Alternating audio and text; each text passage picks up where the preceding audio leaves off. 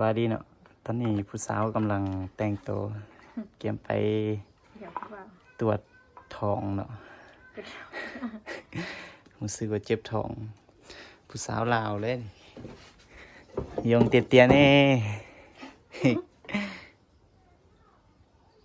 จับเขาไหม โอเคเดี๋ยวสิจับแวนให้ผู้สาวแยงกันเด้อตอนนี้ก็ได้เลื่อนทางมาแล้วเนาะยางอีกแล้วโอ้ฮ้อนบ่ฮ้อนบ่บ่ฮ้อนไปหันนะ รายการเรื่อง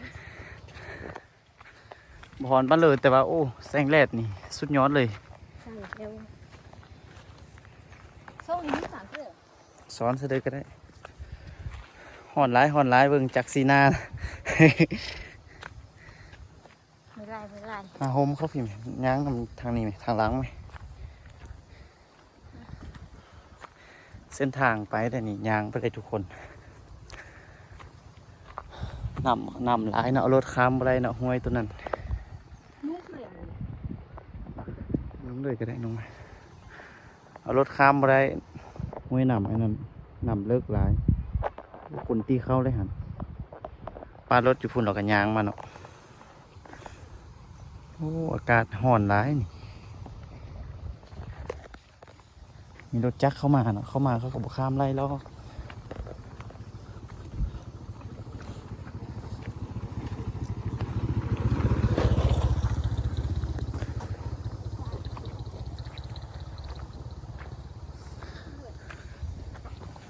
เสื้อ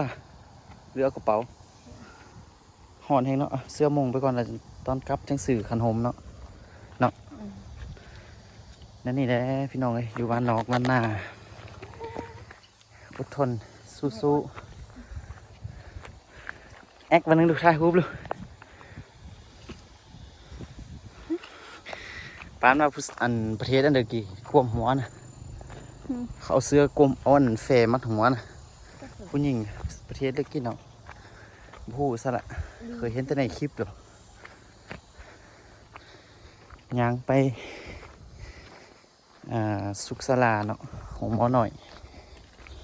ไปหอนบสบายเนาะมีเงินค่ายาหรอบ่ เป็นปีเหรอ ค่อยบ่มีเงิน ชื่อเป็นปี ค่อยมีเงินแต่30,000 ไปนะพัน ปานโจรเนาะอากาศร้อนนะทุกคนเลย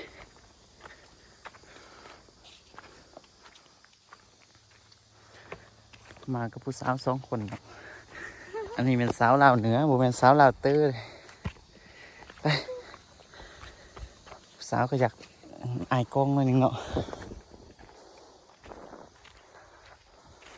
นั่นผมไม่ให้มาเดือน แม่นแท้บ้านเราอยู่พุ่นเนาะทุกคน อยู่อยู่บนกวงห้วยหันย่างไปนี่คือทางเส้นทางตัวนี้มันคนจีนเข้ามาขุดขนบ่อแหเนาะเขาเข้าไปนี่เขาไปในพูน หมือไม่มีเสียงที่ไม่เขาอะไรหมด เขาฟันหินเขาอันนั้นเด็เขาเจาะเอาถ่านหินเด็คนจีน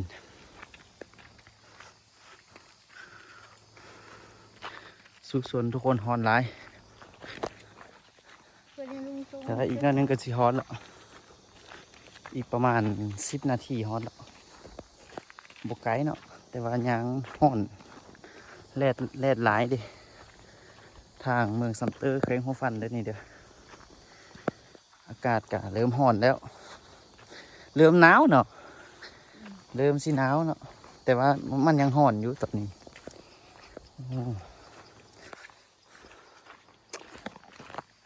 เดี๋ยวนาสลาก็เลยนี่เขาเกี่ยวเลยนะ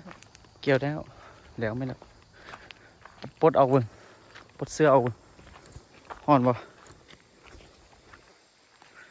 ฮ้อนแล้วเนาะย่างไป2 คน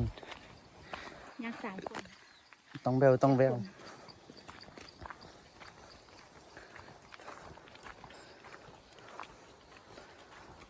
เบิ่งนำกันทุกคน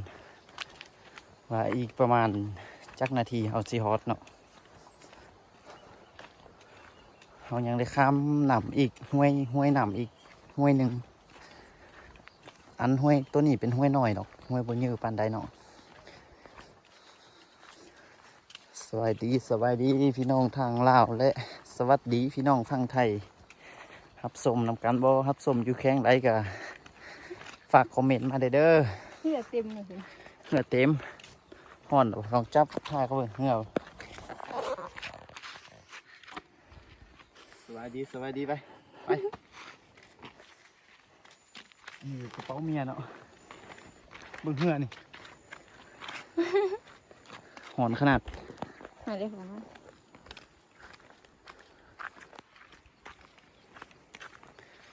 ย่างไป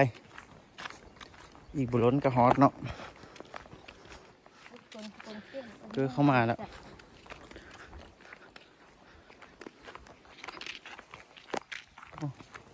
เชื่อมก้าวแต่ขนาดโจรเนี่ยนี่เนาะเสื้อปกหัวจะมาไปถ่ายอยู่ทางหน้าเบิ่งนี่ฮอด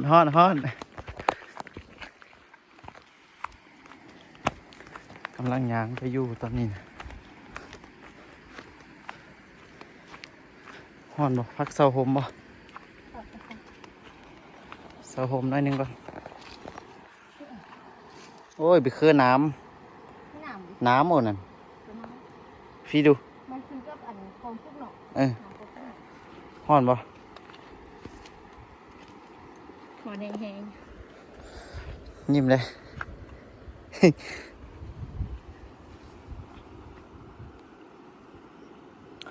ฟักเสาหน่อยหนึงเนาะทุกคนเสาผมอยู่แคมทางนี่ผมปั้นเด้อเพราะมันมีโฮมน้อยหนึงเสาห่อนแหงดิไปยานสิเป็นบินก็เกมซีฮอตแล้วเนาะ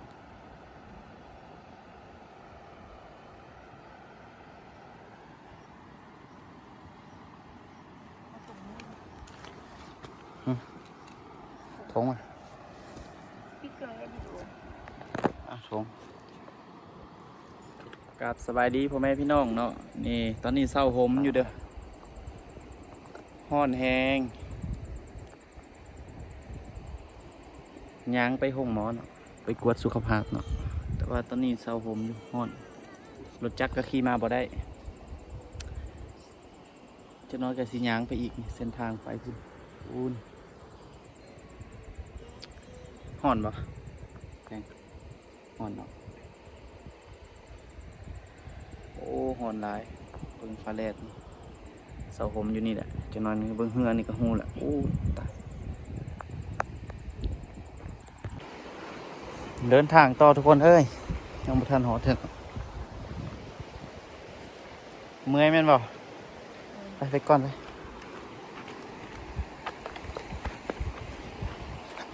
ย่างสองคนตะแววอยู่เนาะ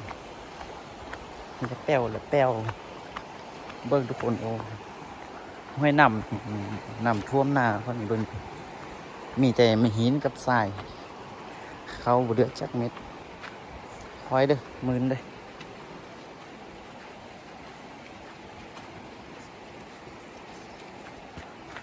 เสาไฟก็ล่มหักเนาะทุกคนนี่เสาไฟล่มหักน้ำซอเจือนหลายเขาหลังจากอันนั้นหักเขาเลยมาเฮ็ดเสาอันนี้เพื่อว่าไต่สุกเสริญก่อนเนาะอันนี้เป็นเสาใหม่เลยทุกคนเอาไม้เฮ็ดเลยเพราะว่าเสา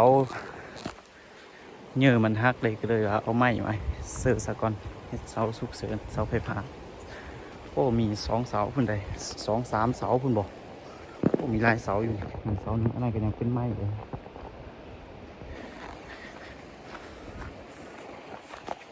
โอ้เสาหนึ่งอยู่แคมทางไปหอสีไทยให้เบิ่งอยู่เบิ่งนำกันเด้อเสื้อหัวเอาไหมหอด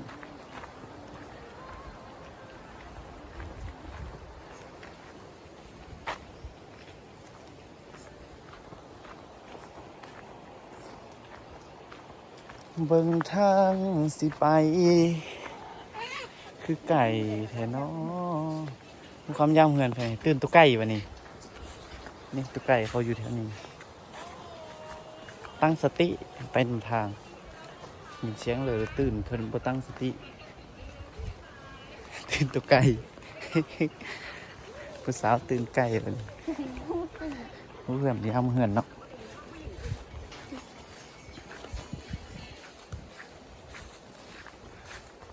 ตอนนี้ก็เกียมฮอตแล้วโอ้หมอวานนั่นเนาะขึ้นไปนั่นเลยคลองของหมอ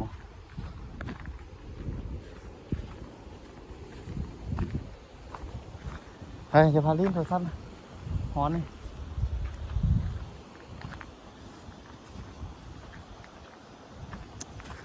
ฮอตแล้วทุกคนเสาไฟ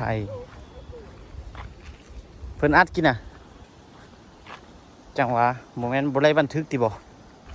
นี่เสาไฟอ่ะฝีมือประชาชนได้นี่เฮ็ดนี่ฝีมือประชาชนล้วนๆได้นี่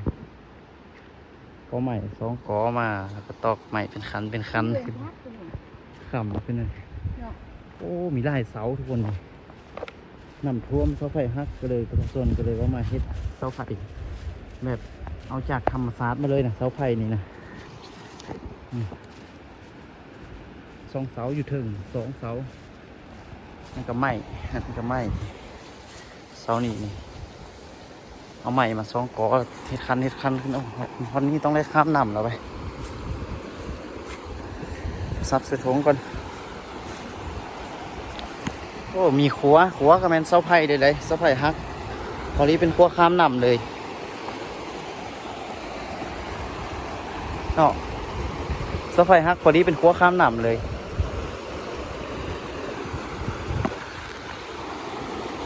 ข้ามไปปล่อยไปหนึ่งเขาจับมันปล่อยเลย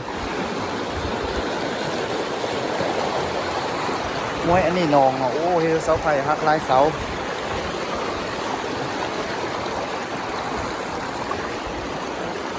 ไปมึงไปบ่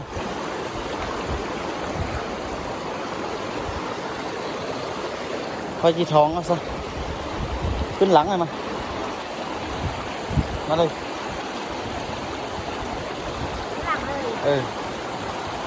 แกะผู้สาวคือเกือบเลยด้วยหนึ่งเอา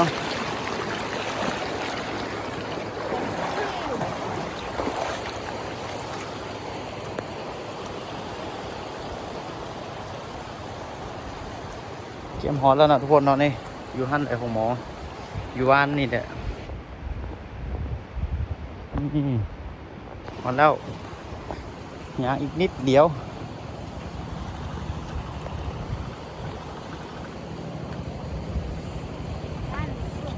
เลยเป็นเดือไปงัวก็เบิ้งแถเบิ้งบาเนาะหอยบ่เคยเห็นคนบ่เอาสบออีกหานี่เนาะ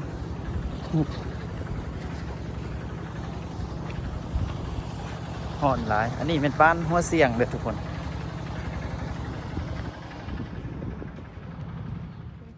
ตอนนี้ก็มาวัดหงหมอเป็นที่เรียบร้อยแล้วทุกคนหงหมอสุขศาลาหัวเสียงเนาะหงหมอน้อยแต่ว่า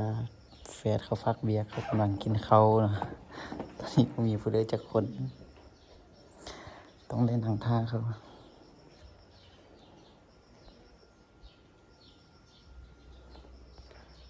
ตอนนี้11:30 11 โมงปลาย12 โมงยังเนาะท่าอีกน้อยหนึ่งเนาะนั่นเด้เฮ้ยเด้สิวเดือดหลังอ่ะ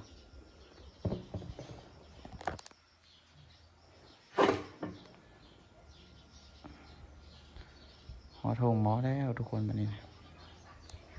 ซ้ำนี่สักก่อนเนาะปิดคลิปก่อน